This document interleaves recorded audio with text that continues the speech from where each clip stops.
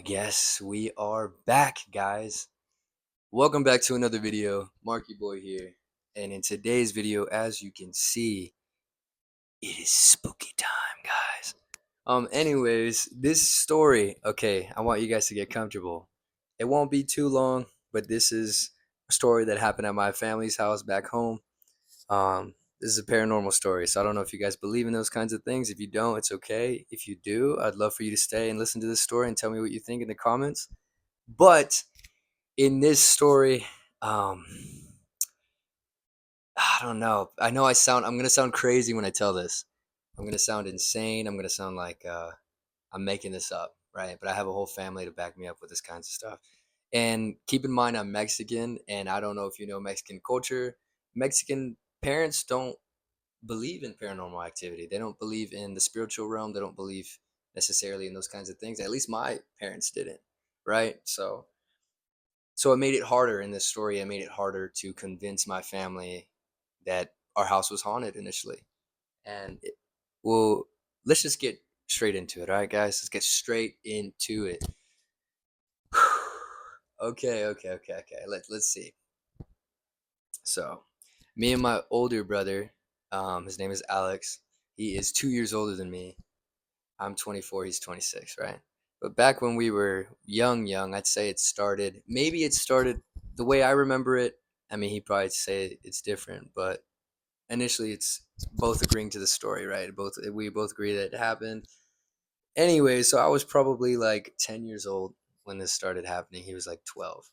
So initially we were young, so if we ever brought this to light, which it took us a while to, we kind of examined it. Our mom would never like agree with us. She would always be like, "Oh, you guys are making it up. You guys are kids. You don't know what you're talking about. Just go to sleep. You're making these things up, right?" And it was hard to convince her, and it took us a long time. But we first started initially hearing footsteps in the house, even when it was just me and him, and it's at night, like we're in separate rooms. We would hear like, "Oh, is that our mom? Is our mom home?" Like we'd hear footsteps, like full on footsteps, like the doors would shut, like, but okay, like someone's home. We get out of our room and no one's there. I remember this one time, oh, this was so scary. I was completely home alone. This is a little further on in life. I was probably 13, 14. I was completely home alone. I don't remember exactly where everyone else was at, but I was completely home alone. I was watching TV on the couch, like by myself in the living room, right? In the living room. I thought nothing of it. I'm watching my favorite show or movie, whatever I was watching. I forgot what I was watching, obviously. I'm watching something, and then I hear like, because obviously I can't see behind me. I'm on the couch right here. The TV's right there, and I hear like something walking behind me. I'm like, and almost feel like there's something staring at the back of my head, just watching me. I get this weird feeling, so I get uncomfortable, and I turn off the TV and I go to my room. So I'm like, all right, that's kind of weird. I'm home alone. That's a little weird. You kind of have to trust your gut and these instincts in these kind of moments, right? So I get that feeling and I go immediately to my room. I'm like, all right, whatever. Let's just ignore it. So I start watching TV in my room. Okay, whatever. And then the TV in the living room, full fucking volume, 100 volume, just turns on, loud as fuck. The static just. Bro, I freaked out, bro. I'm not even gonna lie to you, like, I genuinely got so fucking scared. And I didn't know what to do because it's like, well, if I call someone or I text my brother, I call my brother or whatever, they're probably gonna think I'm lying. They're probably gonna think I'm joking. My brother wouldn't think I was joking. He'd just be like, "Stop being a little bitch. Like, come on, bro. You stop being a baby." But if I told my mom, she'd be like, "A la chingada, que la, what are you talking about?" And she'd be like that. She'd be fucking she'll go off on me and tell me like, come on, you're making it up. So I didn't tell anyone. I was just scared shitless. But there were so many instances where those things would happen. But that, like I said, that was further on. What initially it sparked the feeling of me and my brother kind of putting two and two together, like, dude, is this house haunted? Like, this goes deep, this goes insane, right? I realized I realized I kept having these really bad nightmares, like almost like these surreal, terrifying nightmares of the devil. I don't like saying that, but him and like evil things in my dreams. I was always dreaming of like just evil things, and I'd always wake up like like getting scared, like what the fuck? I'd always have sleep paralysis. Keep in mind, I still have sleep paralysis to this day. I always get it. My brother never gets it. I don't know why. No one really gets it that I know of in my family, but I'm like the only one that really, really fucking gets it. I get it a lot. Even till this day, years and years later, I get it. But anyways, um, I remember one night, it was me and my brother. We were watching TV in the living room. We were gonna obviously spend the night there. Spend the night. It's our house. My bad. We were gonna sleep in the living room, and we were just watching movies, kind of trying to have an all nighter. But we ended up passing out. But we wake up, the TV's off. Well, I think I forgot who woke up first, but it might have been him. But I swear, I think it was me. I woke up first, and I was hearing like what's it called? Like some weird unexplainable noise. I'm like, what the fuck? Like, and then I hear like the bathroom door close because it's like it's hard to explain. Like we're right here, the bathroom door is like a little. It's like TV's right here, the bathroom door is like right there, so it's like right over there. Okay, and it's pitch black. I can't see anything, but I'm like hearing noises. I'm like, I don't see any lights on. Everyone's sleeping. It's probably 2 a.m., 3 a.m. I hear the door close. I'm like, what the fuck? What was that? And then I wake up my brother, and he's like, whoa, whoa, whoa. I'm like, do you hear that? And he's like, what are you talking about? I was like, dude, I swear the bathroom door just closed. He's like, no, dude, it's probably you probably heard things, or is one of the windows open? Maybe it's just the door going back and forth because it's like a cheap little door. He's like, maybe it's the door that's like. I'm like, okay, all right. And I was still like really scared out of my mind. So I was like, all right, then I get. But as a, when you're a younger brother, you look up to your older brother. You know that he'll protect you or whatever and stuff like that. So I was like, all right, I'm not gonna be scared. So I go back to sleep. I think nothing of it. Like, all right, whatever. But there'd be multiple times where little things like that would happen. But this is where it gets really scary, in my opinion. This is where it gets terrifying. So I never mentioned my sister. So we have now, okay, now we have, at the time, we only had one sister. Her name is Jocelyn or Jocelyn. That's her name, right? When she was about, I'm going to say 4 or 5 years old, right? So she is 7 years younger than me. So when she was 4 or 5, I was like 11 or 12, right? Anyways, um, she would always have tea time. Like she would always have, her little table. She'd have her teacup. She'd have her thing. And then that's normal. I feel like that's normal for a little child to have. They have a wild imagination. They like to have fun and be creative and stuff like that. So they'll have tea time, with their little friends, her little stuffed animals, her little Barbie dolls. That's normal. That's fine. That's not the scary part. It gets crazy.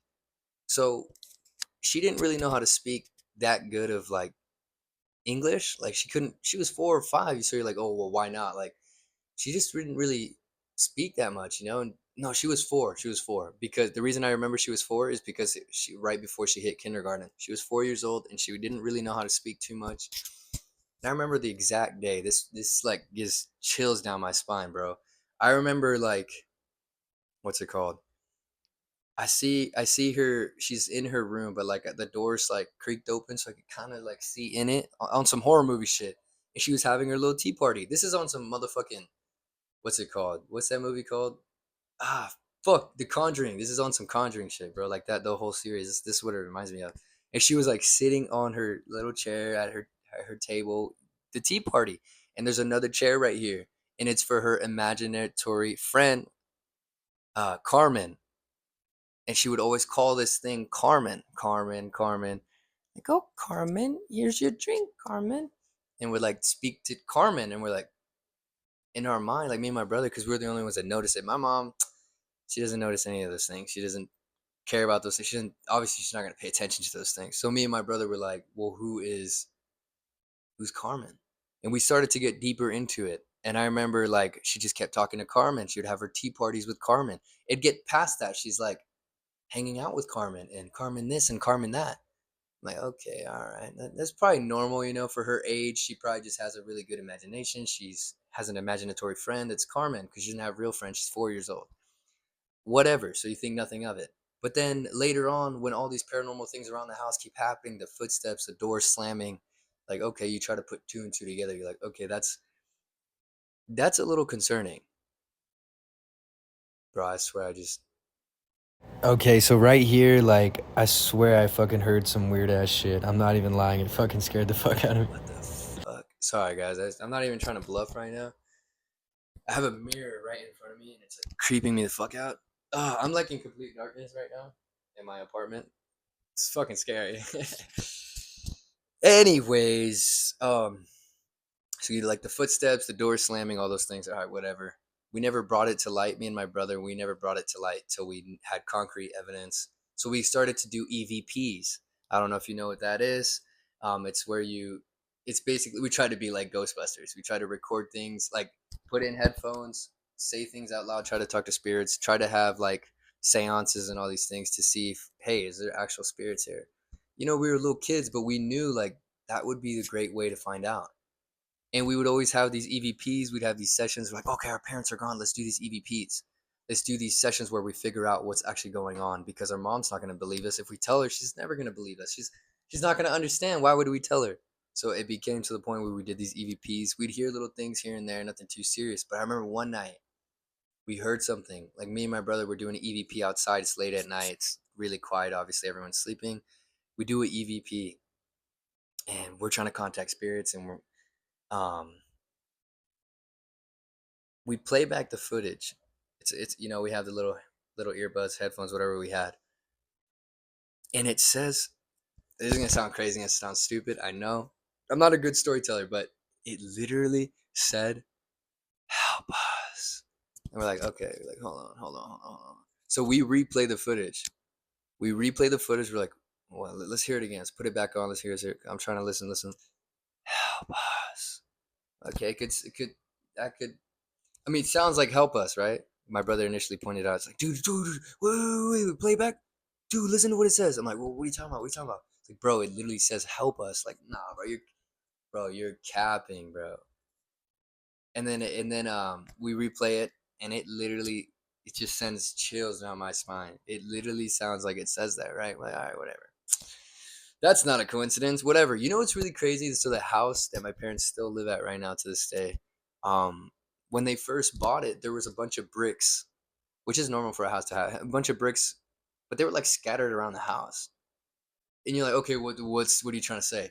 The fucking scary part about it, bro, is these bricks had shit on it, like writings on it, and it would say, in loving memory of Grandpa 19, in loving memory of aunt this, like my aunt this, like in loving memory of this person, in loving memory of this person, on bricks, bro, like bricks that are this big, just with white paint, just what the fuck, just scattered around the yard. What the fuck?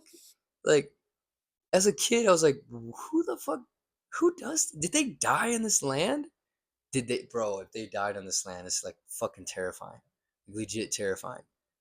And then that's another thing, like we're like, dude, I remember, I think we did tell that to my mom. We told that to my mom. She was like, "Oh, well, maybe they just really missed him, and they wanted to do, put in loving memory on these rocks and put it around the house." I'm like, "Mom, there's a high chance that these people passed away at this house. There's a high, and it was multiple rocks, like multiple bricks with that on it. Like, all right, whatever. Let's ignore that. But let's go back to the Carmen thing. I don't even like saying that name, because you know what's the really, dude, this is like the scariest part ever. Like, think about this. I'm saying this name. I keep saying this name. I don't know who that is. And oh my gosh, dude, it's like I'm about to turn on the lights, bro. This is like legit so scary, bro. I don't know who that is. Like, you're like, bro, come on, really? Like, what do you mean you don't? Dude, is it a ghost? Is it just like a spirit? Is it a demon? Is it? You start to think of these things, and it scares me to think about. And then I'm like, well, why would I always have these horrible, evil dreams? There was one time where my brother, and keep in mind, he's one of the strongest people I know mentally. This guy is not scared of shit when it comes to paranormal. For the most part, like, this guy is just fearless. Like, there'd be the scariest shit that'll happen to him. He'll be like, whatever, bro. Like, as long as it doesn't hurt me, I don't care. I'm like, bro, you just encountered a fucking demon. And this motherfucker, like, he would always be like, not be scared of it, or he'll say like other shit to kind of just like, whatever. But one time, this scared the fuck out of him, and I know it did. Whether he admitted it or not to this day, if you're seeing this, you know that shit scared the fuck out of you, bro. So there's one time, he had like a little, so I can't really show you, but he had like this big of a hole in his blanket that, if you're Mexican, you got one of those. warm Mexican blankets with like the tiger on it or the wolf on it or whatever, La Virgen de Guadalupe on it. He had one of those. I think it was wolves on it, but it had a hole on it. It was pretty big. It's like, okay, whatever. What are you trying to say? So I had a hole on it. All right, whatever. But it was at the end of his bed. Like the hole was at the end of this. So it's like the end of his bed that the hole was at. One night he goes to sleep. He had sleep paralysis and like an evil dream. Maybe not sleep paralysis. I think he just had a really bad nightmare. He had a really evil nightmare of a woman choking him, like on top of him, just fucking trying to kill him, choking him. He's like, can't breathe, can't breathe. He wakes up in the hole that was at the end of the bed where his feet were at, and he always tells me he knows it was there because he would put his feet in the hole and just like it was comfortable for him, right? Was turned around, entirely turned around and wrapped around his neck. What the fuck, bro? How the fuck is this shit wrapped around his neck? And he had a dream of a woman full on choking him. Keep in mind, this guy's like a non believer at the time, wasn't scared as shit, didn't believe in it. That's why he was doing those EVPs, trying his hardest to figure out if it was a ghost and if ghosts are even real. He was trying way harder than me because I was scared shitless. I was terrified. I didn't want to fucking figure out if ghosts were real. That's fucking terrifying, dude. And so, like, anyways, he like tells me this story and he's like, yeah, it was weird because I was getting choked in my dream by a woman. She was on top of me trying to kill me, like choking me, and then I wake up and I can't breathe and the blanket is wrapped around my neck and I'm like and he's like, dude, I thought I was gonna die. I was like, bro, what house are we fucking living in, first of all? Cause that's fucking scary, dude. And I know I was gonna say a story, like I'm gonna tell you guys this story. This is multiple stories. I'm sorry. I know I'm kind of blabbing and saying all this nonsense and all this other shit. But dude, I'm not gonna lie. There's so much more things I could say, but this video would be like so long. But all these things happened in the house, and it took so long. I remember my mom told me because after years of kind of begging her and trying to make her understand. Okay, guys. Well, I guess um, my phone decided to stop recording. And I didn't even realize it. Mid story, I was going to tell you guys about my mom's final realization that it took years for her to realize that the house was haunted. But yeah, this video is already like 20 minutes long. I have to end it. If you guys want me to finish that story, it's not a long story. Just a quick little story of why she finally started believing on what, because she had her own paranormal experience, and she finally believed. After that, we blessed the house. All right, whatever. So it wasn't anything too exciting, guys. But if you stayed to watch this nonsense and to listen to these spooky stories that about my family and my household back home. I appreciate you guys. Thank you so much. I love you. Get this video to 5 likes and yeah, I know we couldn't reach the goal last time. It's okay. I mean, this is my third video. Now it's gonna be my third video, so I don't expect a lot of support. I'm gonna grow bigger and bigger. I promise myself I'm gonna get more viewers, more subscribers, more loyal fans, or I wouldn't want to call them fans. I would call them supporters. And yeah, I love you guys. Thank you so much for watching the Spooky Stories with Mark. Peace.